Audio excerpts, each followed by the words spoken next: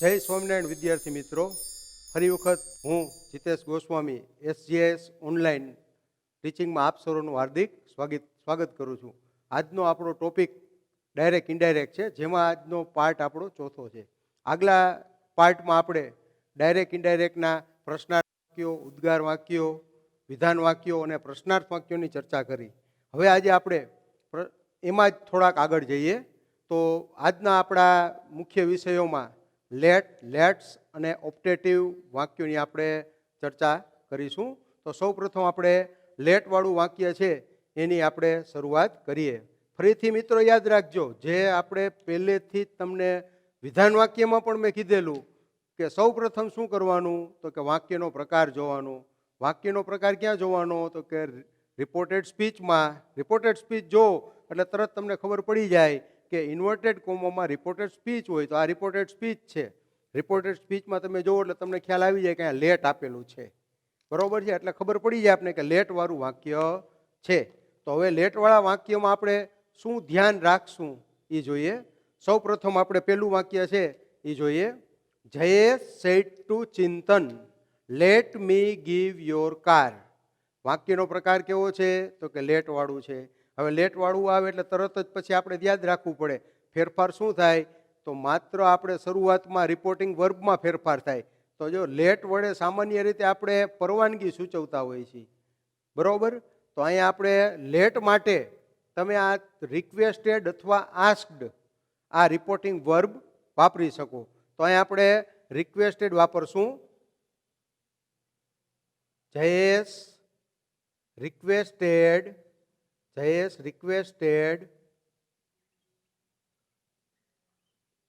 ચિંતન.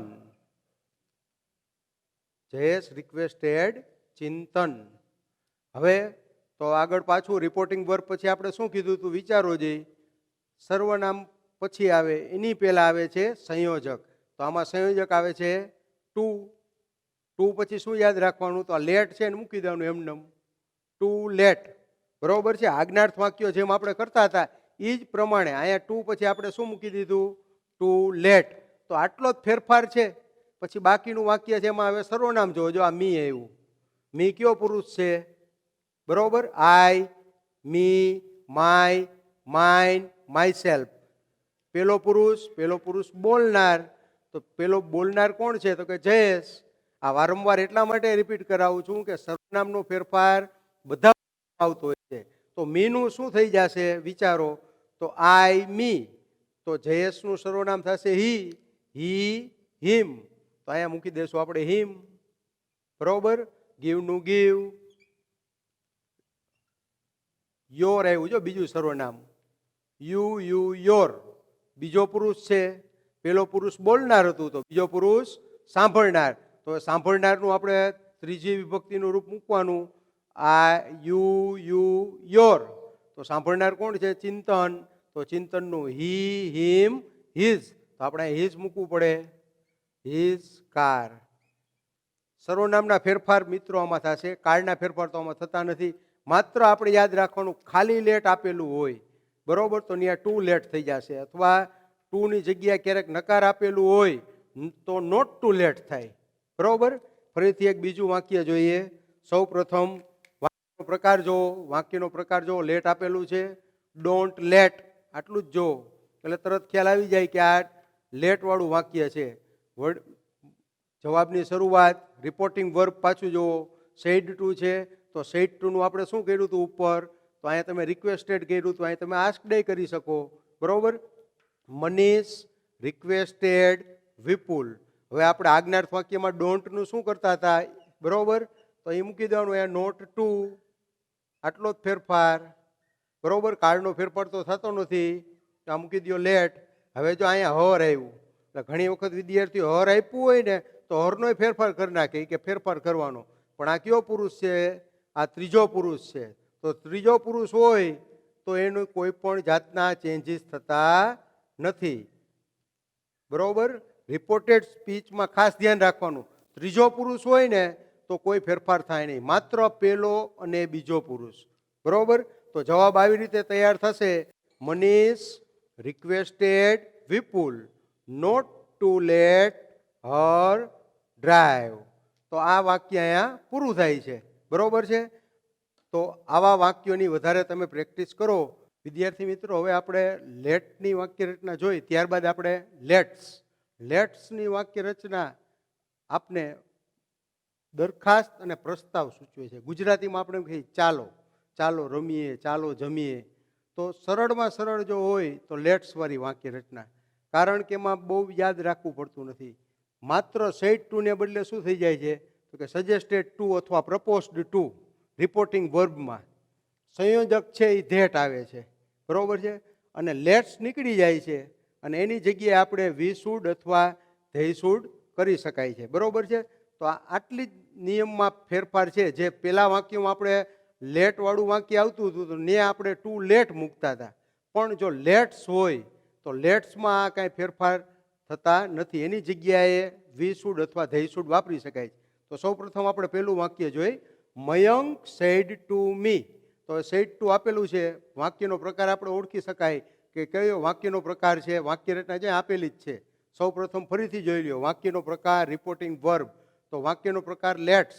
તો લેટ્સ આપેલું છે એટલે તરત જ આપણે અહીં સેડ ટુ છે તો એનું શું મૂકી દેવાનું છે? Mayank suggested to me. સંયોજક આવશે ધેટ. સંયોજક આવશે ધેટ. તો આપણે ધેટ મૂકી દીધું. હવે શું કરવાનું છે? અહીં સુધી તો સૌ સરળ છે, સમજાઈ ગયું ને? ખાલી આપણે પેલા વાક્યમાં વિધાનમાં કેમ મૂકતા હતા? ટોલ્ડ. પ્રશ્નાર્થમાં આસ્ક મૂકતા હતા. પછી આજ્ઞાર્થ વાક્ય હોય તો એમાં ભાવ પ્રમાણે, ઉદ્ગાર વાક્ય હોય તો એમાં એક્સક્લેમ વિથ કરીને મૂકતા હતા. એમ અહીંયા તમારે સજેસ્ટેડ ટુ. બરોબર છે. પછી સાંભળનાર, સંયોજક મૂકી દો ધેટ. આટલું પૂરું થઈ જાય. પછી હવે લેટ્સ નીકળી જાય. લેટ્સ નીકળી જાય એની જગ્યાએ શું આવી જશે? તમારે ધે શુડ. એટલે એ કાર્ડનો ચેન્જીસ પણ થઈ ગયો.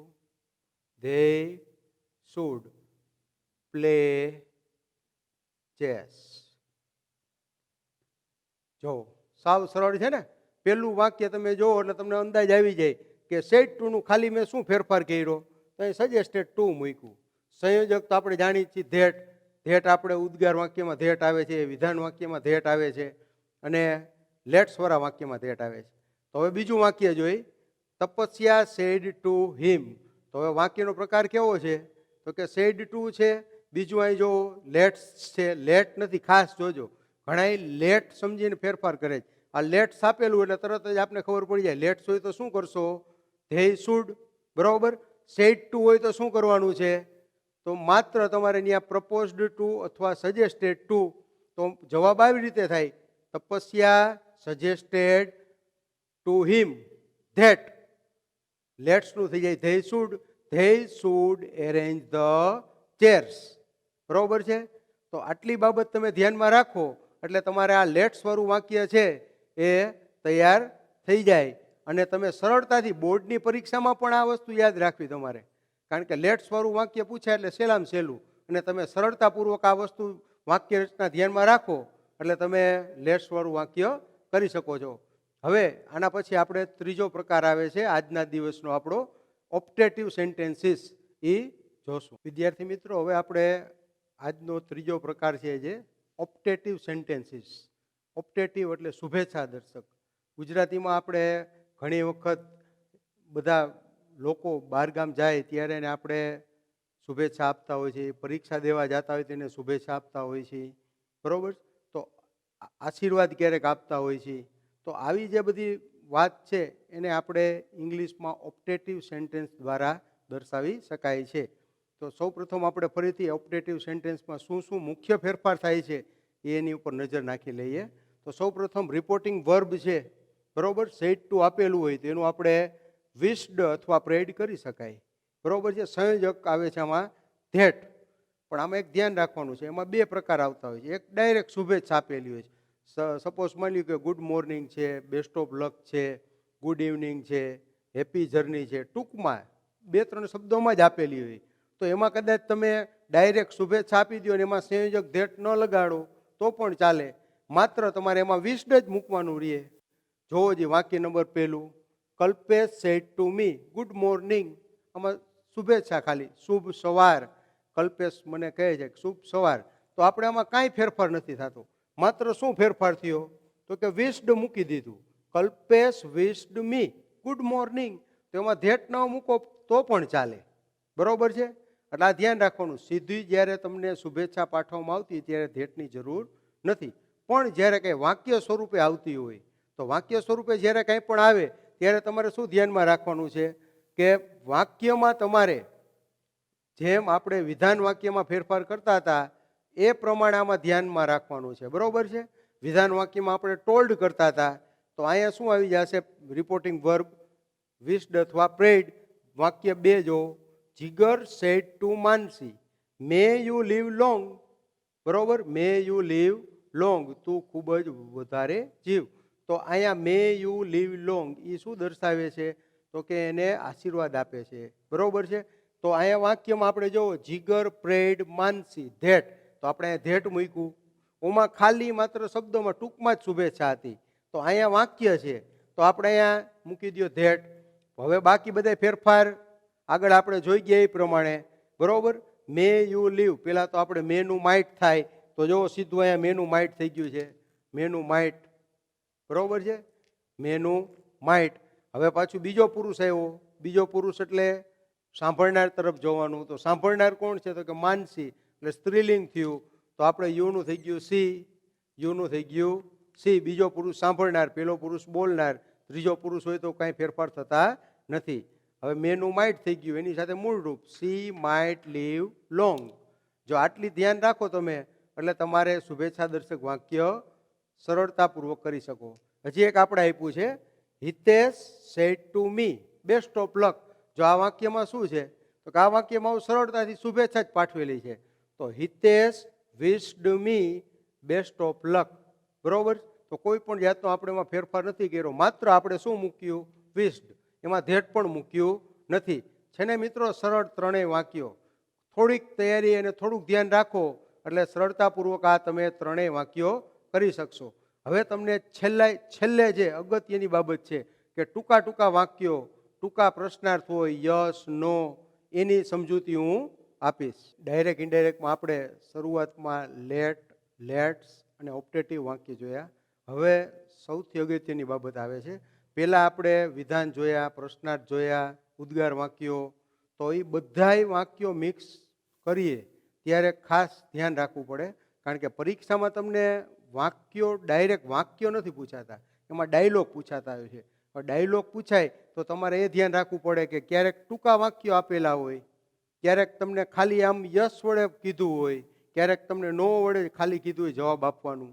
તો તમને ખબર પડવી જોઈએ કે ટૂંકા જે શબ્દો હોય એને ધ્યાનમાં રાખી અને આપણે એને ઇનડાયરેક્ટ સ્પીચમાં ફેરવવું પડે. તો શું ધ્યાન એમાં રાખવાનું? જોવો, સૌ પ્રથમ યસ આપ્યું હોય તો ખાલી આપણે એનું કરવાનું ટોલ્ડ પોઝિટિવલી. નો આપેલું હોય તો તમે અહીંયા ટોલ્ડ અથવા રિપ્લાઇડ નેગેટિવલી કરી શકો. સર, યોર મેજેસ્ટી એવા કંઈ માનવાચક શબ્દ આપ્યા હોય તો તમારે અહીંયા રિપ્લાઇડ રિસ્પેક્ટફુલી અથવા રિપ્લાઇડ વિથ રિસ્પેક્ટ એમ પણ કરી શકો. સોરી શબ્દ આપેલો હોય તમને તો સોરી નીકળી જાય ને એની જગ્યાએ શું આવી જાય છે? એપોલોજાઇઝ.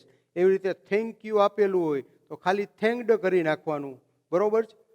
આગળ એક સાથે વાક્ય, બે વાક્ય હોય, જ્યારે બોલનાર એક જ હોય એના દ્વારા બે વાક્ય આપેલા હોય. બરોબર, તો બીજું વાક્ય કયું છે? વિધાન છે. તો વિધાનમાં આપણે શું કરીએ છીએ તો ટોલ્ડ મૂકીએ તો એમ કહી શકાય તો એન્ડ ટોલ્ડ, અથવા એમ કહી શકીએ કે એન્ડ એડેડ ધેટ. પરંતુ જો પ્રશ્નાર્થ હોય બીજું વાક્ય તો તમે એમ કહી શકો કે અગેન આસ્કડ, એન્ડ આસ્કડ. માની લ્યો કે ત્યાં તમને આજ્ઞાર્થ વાક્ય આપેલું હોય તો તમારે ત્યાં આજ્ઞાર્થ વાક્યમાં વાક્યના ભાવ પ્રમાણે એન્ડ રિક્વેસ્ટેડ કરી શકો. બરોબર છે. તો વાક્ય બીજું જે છે એ પ્રમાણે રિપોર્ટિંગ મૂકી અને વાક્યને આપણે જોડવાનું છે. બરોબર, એટલે એક સાથે બે વાક્ય હોય ત્યારે વાક્ય પ્રમાણે again told, again asked, and added વગેરે વાક્ય પ્રમાણે રિપોર્ટિંગ વર્બ મૂકવાના. ખાસ ધ્યાન રાખવાનું. ક્યારેક આવું ટૂંકું આપેલું હોય ઓકે તો ત્યાં તમારે મૂકી દેવાનું એગ્રીડ વિથ. બરોબર. અને ઘણી વખત એવું બને છે કે ઉપર વાક્ય આપેલું હોય, નીચે ખાલી તમને વાય કેવો શબ્દ આપેલો હોય તો તમારે ઉપરનું વાક્ય હોય છે એના જવાબમાં નીચેના વાક્યમાં એડ કરવું પડે. બરોબર છે? આ બાબત નાની નાની ધ્યાનમાં રાખો એટલે તમારે ડાયલોગમાં વાક્ય પૂરા લખવા પડે. તો આ મદદથી તમે સરળતાપૂર્વક વાક્ય લખી શકો. હવે આપણે એક વાક્ય જોઈએ. Paresh said to Vipul, I am doing my homework, will you help me? હવે તમે આમાં જુઓ, તમને બે વાક્ય દેખાશે. બરોબર છે? તો પેલું વાક્ય કેવું છે? તો વિધાન વાક્ય છે. બરોબર. બીજું વાક્ય કેવું છે? તો કે પ્રશ્નાર્થ છે. તો તમારે બે વસ્તુ સાથે ધ્યાનમાં રાખવાની. તો અહીંયા વાક્યનો જવાબ કેવી રીતે શરૂઆત થશે? તો કે પરેશ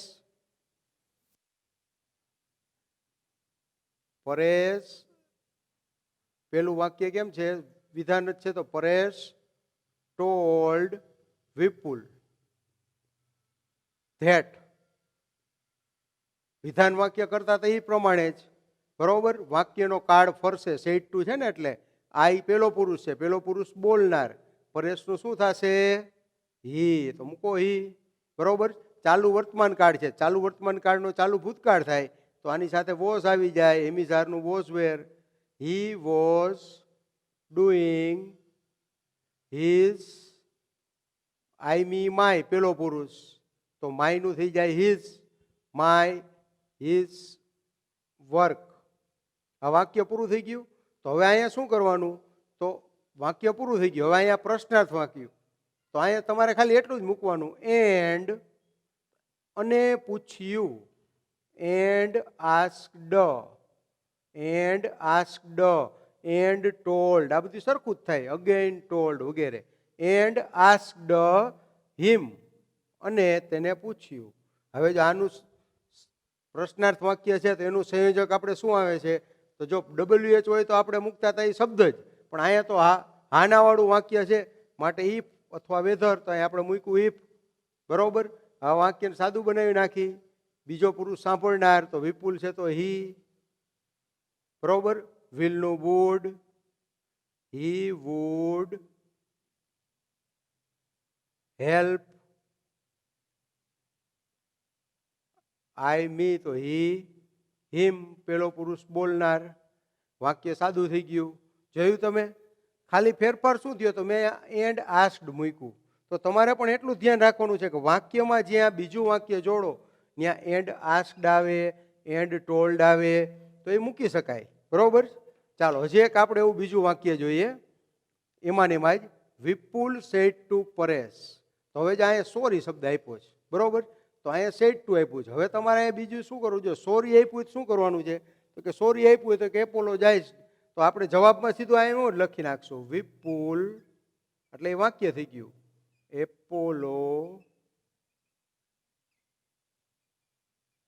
એપોલોજાઇઝડ પરેશ. આ થઈ ગયું. ધેટ હી વોઝ, બાકી વિધાન વાક્ય પ્રમાણે જ આ વાક્ય કેવું છે? તો કે વિધાન I am busy now, he was busy. જો આ ના અન્ય શબ્દ આવ્યો. બરોબર. નામનું થઈ જાય ધેન. જો ઘણા વિદ્યાર્થીઓ ધેનમાં ભૂલ કરે છે. ત્યાં ધેન છે ને ત્યાં THAN કરે છે. ખરેખર ત્યાં શું આવે છે? THEN. તો હી વોઝ બિઝી ધેન. હવે પાછું જો વાક્ય આવ્યું અહીંયા બીજું, તો કેવું વાક્ય છે? તો કે પ્રશ્નાર્થ વાક્ય છે. તો પ્રશ્નાર્થ વાક્ય શું કરવાનું? પાછું ઉપર આપણે કેમ કીધું હતું અગેન આસ્ક, તો અહીંયા આપણે એમ કરી શકીએ એન્ડ આસ્કડ. એન્ડ છે, ફર્ધર છે, આપણે મૂકી શકાય. આસ્કડ કોને પૂછે છે? તો કે પરેશને. હિમ મૂકી દો. હિમ. કેવું વાક્ય છે? સાદું જ વાક્ય છે. બરોબર. તો અહીંયા ઇફ આવે, પ્રશ્નાર્થ વાક્ય છે એટલે. બરોબર. સાદું પ્રશ્નાર્થ હોય તો ઇફ. ઇફ. હવે આ યુ કયો પુરુષ છે? બીજો પુરુષ સાંભળનાર. તો અહીંયા હી કેનનું could, he could meet him. પાછું અન્ય શબ્દ આવ્યો ટુમોરો, યસ્ટરડે, ટુમોરો. તો એનું થઈ જાય the next day, the next day. તો આટલી બાબત તમે ધ્યાનમાં રાખો એટલે તમને ટૂંકા વાક્યો જે ટૂંકા વાક્યો છે એ પણ તમે સરળતાપૂર્વક કરી શકો છો. વિદ્યાર્થી મિત્રો, આજે તમને જે ડાયરેક્ટ ઇનડાયરેક્ટમાં મેં 4 પાર્ટમાં બધા વાક્યના પ્રકાર, પહેલેથી તમને વિધાન વાક્ય, પ્રશ્નાર્થ વાક્ય, ઉદ્ગાર વાક્ય, આજ્ઞાર્થ વાક્ય, લેટવાળા, લેટ્સવાળા, શુભેચ્છા દર્શક વાક્યો અને ટૂંકા ટૂંકા આ 4 પાર્ટમાં મેં શીખવાડ્યા છે. જો તમને આ વાક્યો ગમ્યા હોય તો લાઈક કરો અને અમારો વિડીયો છે એ શેર કરો. જય સ્વામિનારાયણ.